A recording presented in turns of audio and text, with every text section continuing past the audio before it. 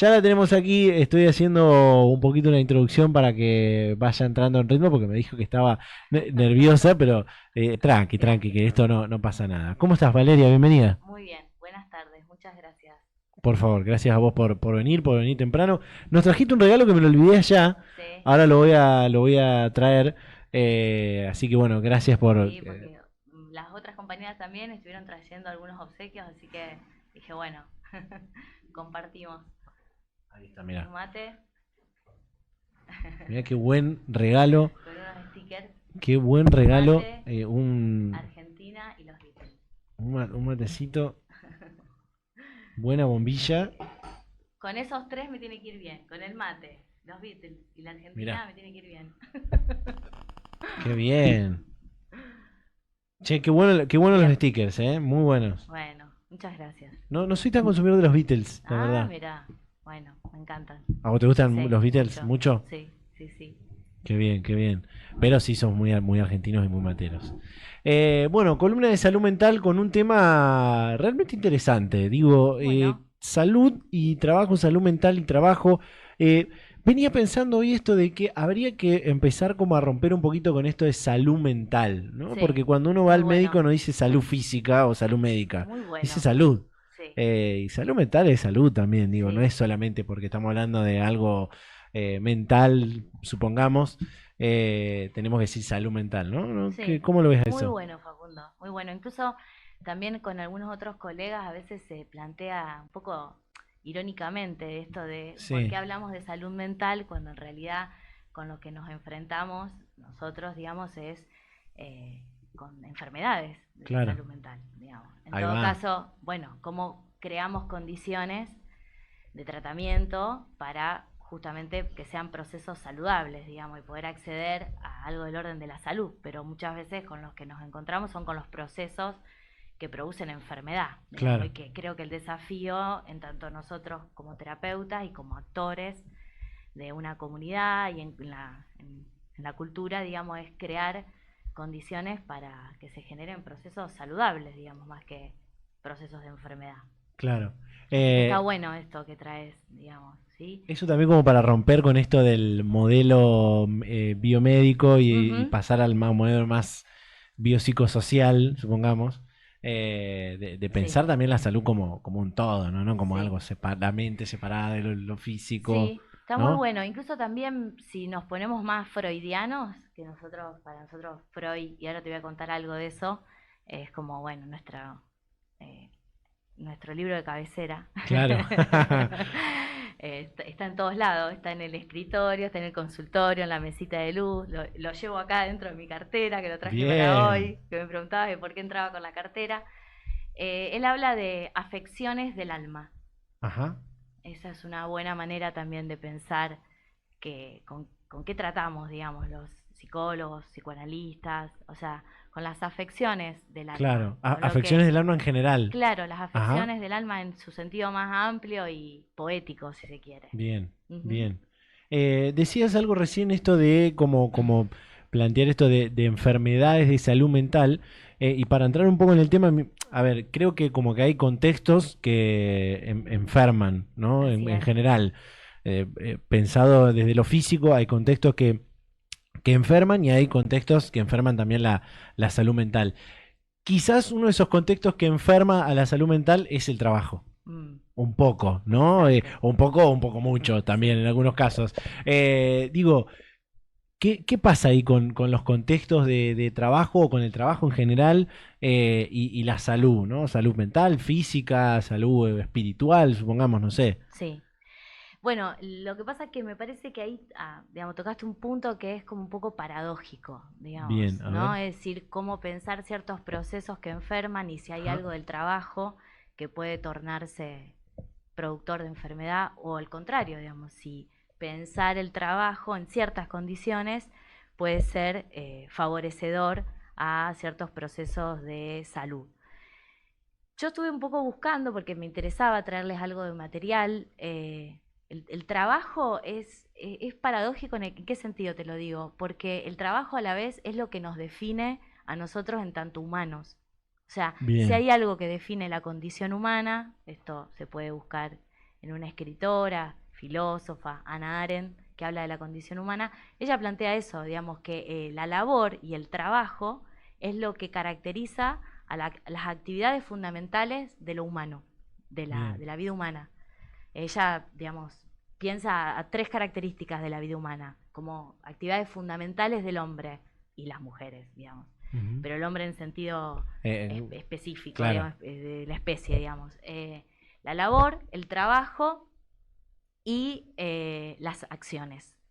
Entonces, el trabajo es lo que nos garantiza, digamos, y es lo que nos permite que nos enfrentemos y que hagamos algo con un montón de, digamos, de complicaciones que sufrimos en nuestra vida, digamos. Incluso pensado el trabajo como el artificio, ¿no? Como esa fabricación, como ese obrar que produce el ser humano, que transforma la naturaleza. Bueno, ahí está lo complicado y lo complejo, digamos, porque muchas veces el trabajo se sirve de una transformación de la naturaleza, pero hay que ver de qué manera lo hace.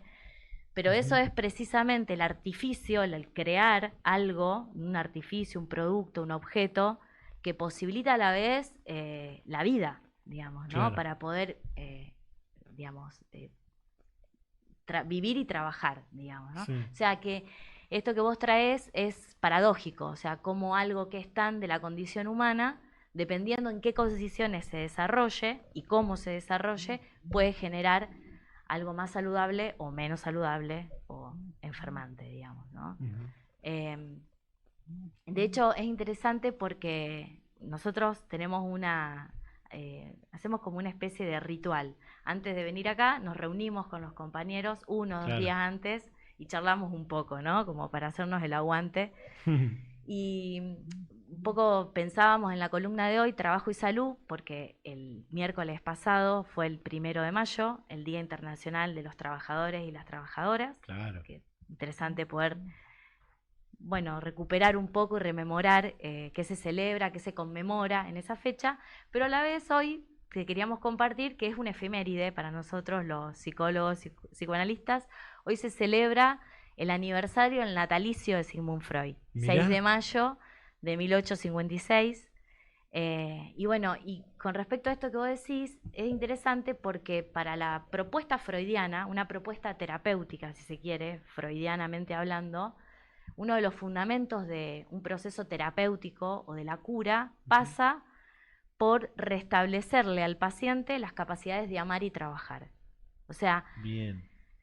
Está bien, Freud escribió en la edad moderna, digamos, escribía en el siglo XX, digamos, principio del siglo XX, pero nosotros ya estamos en el siglo XXI, pasando, digamos, el siglo XXI, pero digo, él planteaba eso, que alguien enfermaba cuando perdía 2 capacidades fundamentales para mantener una salud psíquica o anímica, que era trabajar y amar.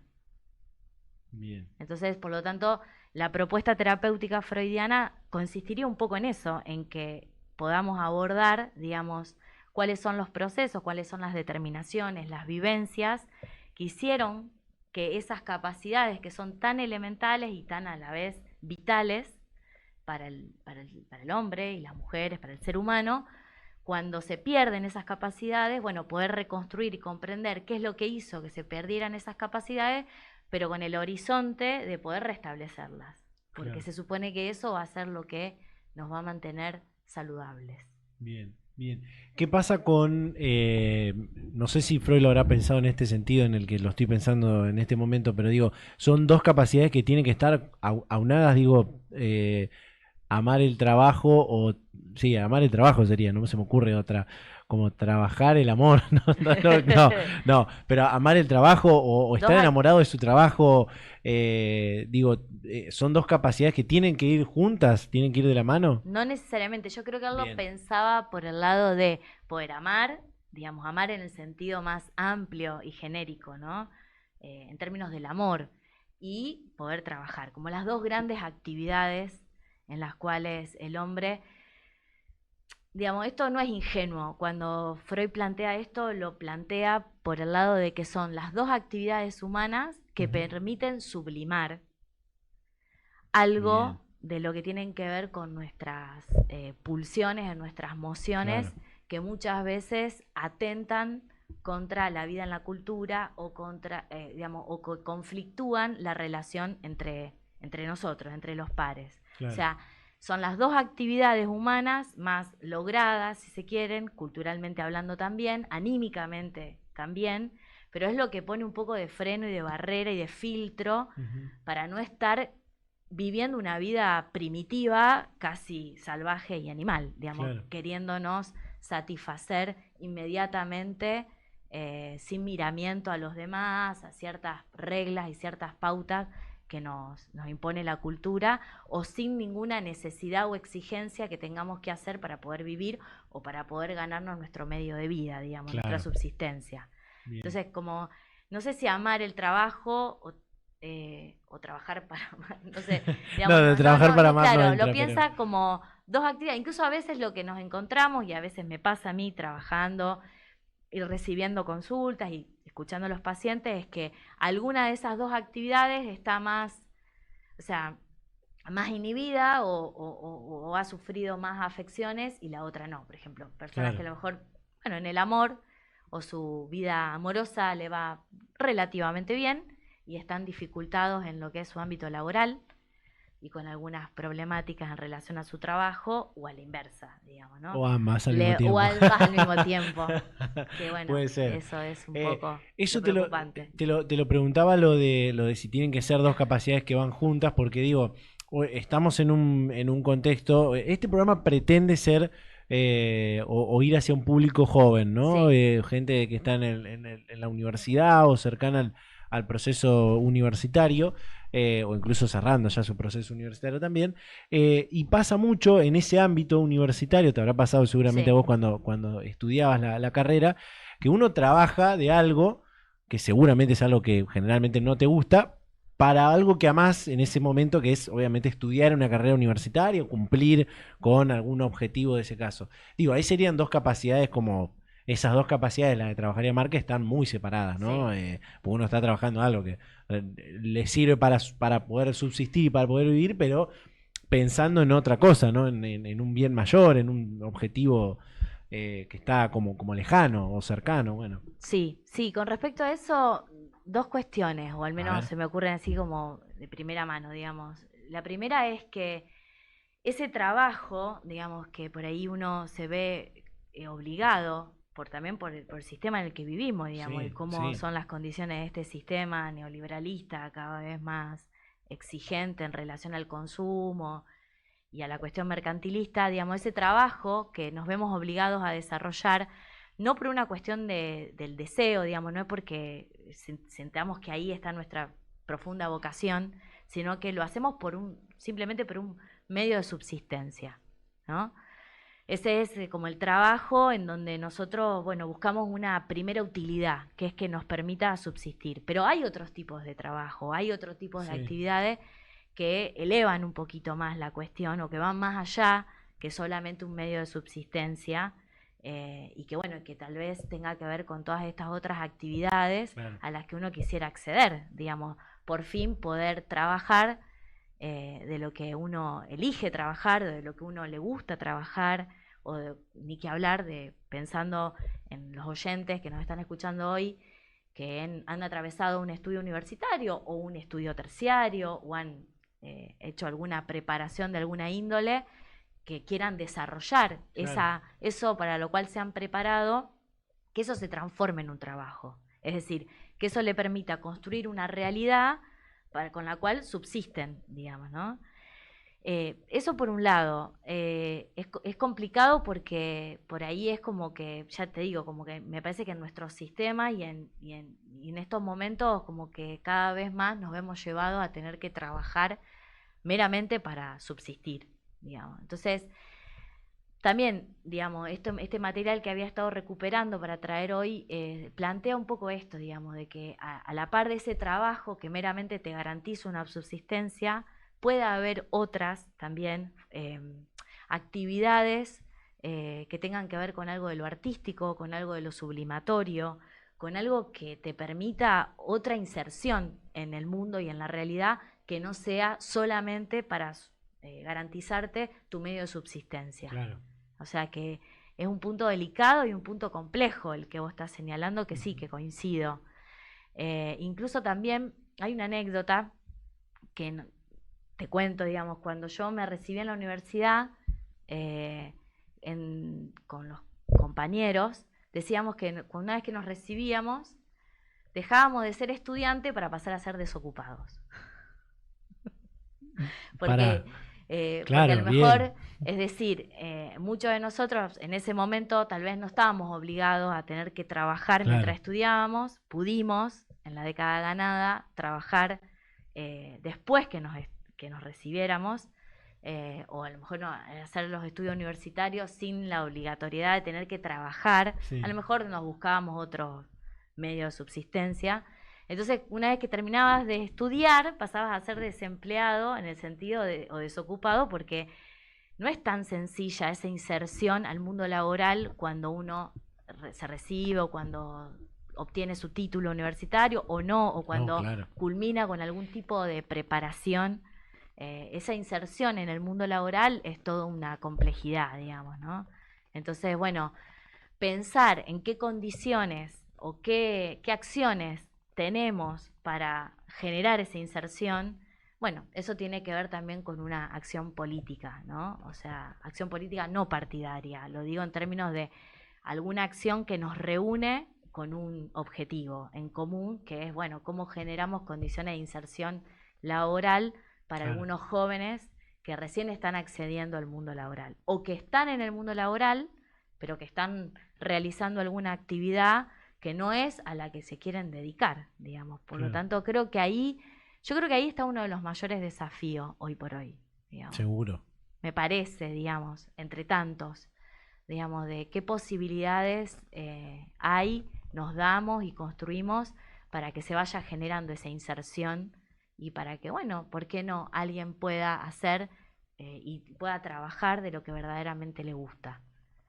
Total. Tal vez Freud, cuando lo dijo en el 1920, hace muchos años atrás, era un idealista, digamos, ¿no? Pero tal vez es una cuestión utópica, si se quiere, pero creo que es como un horizonte, digamos, de pensarlo. Y yo creo que ese es el verdadero desafío, porque yo creo que es ahí donde se ha generado la mayor grieta, digamos, actualmente hablando. Creo que esa es la deuda de proyectos políticos, de pensar para las generaciones de jóvenes, que bueno, que a lo mejor pudieron acceder a algún tipo de estudio, pero bueno, ahora queda lo otro, que es cómo se insertan en el mundo laboral. O sea que está Y que es la parte más importante además, ¿no? Porque si bien el profesional es un eterno estudiante o está por siempre formándose y demás, pero bueno, el fin final es trabajar de eso que uno estudió, ¿no?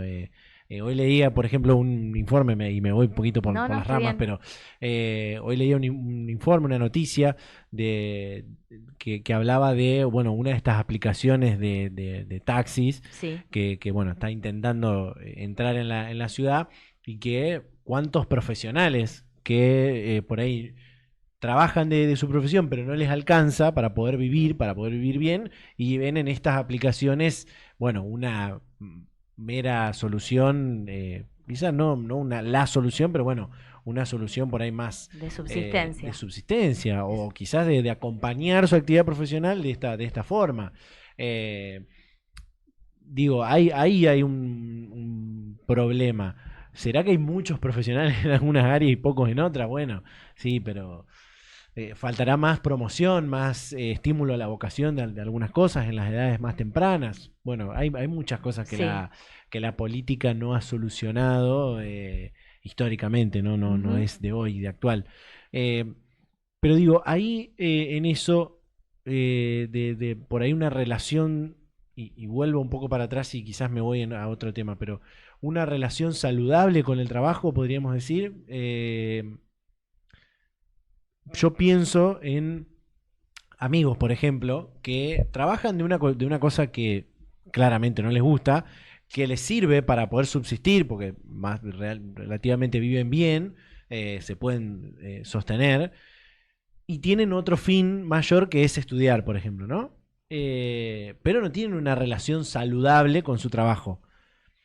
Ahí, ¿qué es lo que uno tendría que priorizar o pensar? ¿No? En seguir trabajando, seguir tratando de subsistir o en mantener ese trabajo, ese medio de subsistencia para el fin mayor. No sé Y si se yo creo que entiende la sí, pregunta. sí, la segunda opción, es decir, es como una encrucijada, es como Es una una tremenda encerrona, encrucijada, es sí. una encerrona, digamos. De hecho, ese es el problema que tenemos, digamos, todas las encerronas que se nos van generando, digamos, ¿no? Porque yo me inclino más por la segunda variante que planteaste, digamos, de, bueno, Claro. de poder, digamos, hacer de ese trabajo como un medio de subsistencia y poder acceder, digamos, que eso permita acceder a algo que a mí me parece interesante recuperar, que es todo lo que está como en el proyecto de cómo pensamos todas las cuestiones que son del orden de la cultura. Bien. ¿Se entiende? Es decir, porque dentro del estudiar también está una actividad sublimatoria que tiene que ver con la posibilidad de investigar, de estudiar, de incluso la actividad científica, si se quiere, o la actividad artística, o todo lo que son las creaciones artísticas, que permiten que nosotros creemos otras condiciones de estar en el mundo. Y que para muchos, tal vez, y de hecho está configurado como tal vez trabajos inútiles o actividades inútiles, pero son las que son las más importantes. Ujú. O sea que yo me inclino más por esta pregunta que me haces, por la segunda variante, que, bueno, mantener el medio de subsistencia, pero seguir fomentando y seguir incrementando y propiciando esas otras actividades Claro. que son del orden de más de lo cultural, que tienen que ver con lo cultural, con lo artístico, con lo que tal vez parece que fuese inútil, pero que en definitiva es lo que hace a que podamos no quedarnos en esa inmediatez de trabajar para subsistir. Porque el tema es ese. ¿Cómo hacemos para salir de un trabajo y no quedarnos solamente trabajar para subsistir? Digamos, ¿cómo podemos hacer para elevar algo de nuestra Bien. condición de vida? Qué bueno eso. ¿No? Parece que va por ahí la cuestión. Ujú. Que hay un proyecto, y de hecho Mauro, el compañero que vino la vez pasada, hablaba de la cuestión de la universidad o de la educación pública. Sí, Ahí hay un proyecto pensado, sí. digamos, de ascenso social, de mejora de las condiciones de la vida de las personas. Digamos, pero bueno, también creo que a mí me gustó mucho recuperar este texto freudiano que se llama El malestar en la cultura, porque de alguna manera las técnicas que él te plantea ahí, el tipo, decíamos hoy, el tipo la vio, Sí, la vio, son bastante más amplias, digamos, claro. ¿no? O sea, cuando habla de las creaciones artísticas, de las satisfacciones sustitutivas, cuando dice también incluso el gusto por la estética y por la belleza, o sea, habla de un montón de actividades que podemos hacer para no quedarnos solamente con pensar el trabajo como un medio de subsistencia y que nuestra vida se aplane de esa forma, digamos, Claro. ¿no? Que quede totalmente condicionada por eso. Ujú, ujú. Uf, eso me encantó eso eso último. Eh, Quizá nos fuimos por las ramas y vos tenías No, está bien. habías traído Me capaz que encantó, otra cosa. porque no, casi que ni me di cuenta. No sé si trajiste otra cosa y querés por ahí ir a eso. A mí me queda una pregunta más de por ahí Dale, dale, el dale, ritmo vamos con la pregunta. que estamos trayendo. Que tiene que ver por ahí con lo que, vuelvo a lo que te decía al principio, ¿no? Esto de los contextos de trabajo, que a veces pueden ser saludables, a veces por ahí no tanto, que pueden ser saludables quizás por cómo, estoy siendo como muy general, Sí, sí, sí. que pueden ser saludables por cómo yo me relaciono con los demás y con el trabajo, o cómo los demás y el trabajo se relacionan conmigo. No sé si me explico. Sí. Ahora, ¿qué estrategias podemos usar ahí, no? Primero, me imagino que debe estar bueno, ¿quién es el problema, entre comillas, ahí en esa relación? Si es el trabajo y los demás, o soy yo para los demás y para el trabajo, ¿no? En eso de esto de ámbitos saludables de trabajo también. Sí, está bueno. Yo vuelvo a la letra freudiana porque Bien. después, digamos, no es que sea, no, digo, va a sonar vetusto. Los chicos que me estén escuchando del otro lado van a decir otra vez, pero es que está ahí. Freud decía que uno de las fuentes del mayor malestar, Ujú. cuando él piensa en el malestar, cómo se origina el malestar, a partir de qué surge el malestar, cuáles son las fuentes que a nosotros nos generan malestar, Él dice, o sufrimiento, él dice que uno de esos orígenes del malestar es paradójico lo que te voy a decir, pero avanzo. Tiene que ver con, está justamente y se origina en el vínculo con los otros. O sea, Bien, el vínculo con los otros siempre nos genera malestar. sí, bien, O sea, perfecto. el estar con otros y en el asumirnos en este proyecto en el que nos toca estar en este mundo, por lo tanto, ese me parece que es el desafío, cómo lo hacemos más habitable, porque tenemos que caber Claro, todos. Ahora, Freud plantea esta paradoja en este libro, que se llama El malestar en la cultura, plantea que uno de las fuentes del malestar y lo que nos genera malestar es cómo hacemos para convivir con el otro. claro, O sea, ¿cómo hago para relacionarme en mi espacio de trabajo?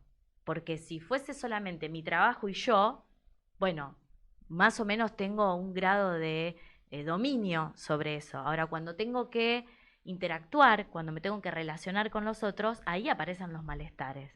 Entonces, por eso él decía esto de, bueno, cómo nos vamos entre los seres humanos, cómo vamos pensando reglas, de alguna manera, o mínimos acuerdos que posibiliten algún grado de convivencia. Porque claro que está siempre ahí el origen del malestar. Claro que es lo que vos decís. Bueno, pero ¿cómo hacemos? Porque cuando trabajo y trabajo con otros, muchas veces eso es lo que me ocasiona malestar, claro. ¿no? Pero bueno, es la posibilidad del pensarse uno con otros. Eh, es eso, me parece a mí. No sé.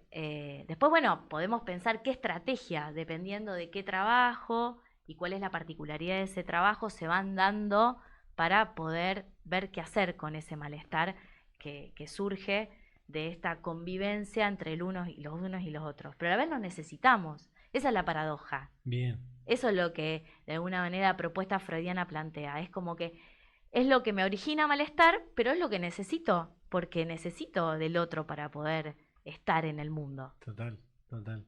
Qué incluso para bueno poder eso. hacer un trabajo.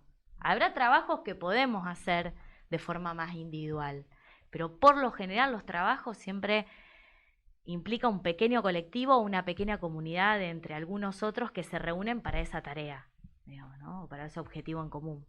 Ujú. Qué bueno eso, qué bueno eso. Hace poco leí, y después de esto cerrar con lo último que te quede, pero hace poco leí una especie, creo que era también se llamaba La paradoja de los puercoespines. No sé si la escuchaste en algún Claro, momento, exactamente. que me parece maravillosa. Esa, es esa. La paradoja de los puercoespines es que en un día de invierno había un grupo de puercoespines que, bueno, tenían frío, lógicamente, y para pasar el frío tenían que juntarse los puercoespines. Pero si se juntaban muchos, hacían daño. Y Exactamente. si se separaban demasiado, volvían a tener frío. Entonces tenían que encontrar la forma de tratar de estar lo más cerca posible para no hacerse tanto daño, pero a la vez pasar el frío. Y bueno, esa paradoja es buenísima y además, bueno, en Es eso una uno buena es metáfora una gran para metáfora. pensar la comunidad. Sí. Además, bueno, en eso, que en esa paradoja que leí decía que también uno tiene que revisar sus propias espinas, ¿no? Ujú.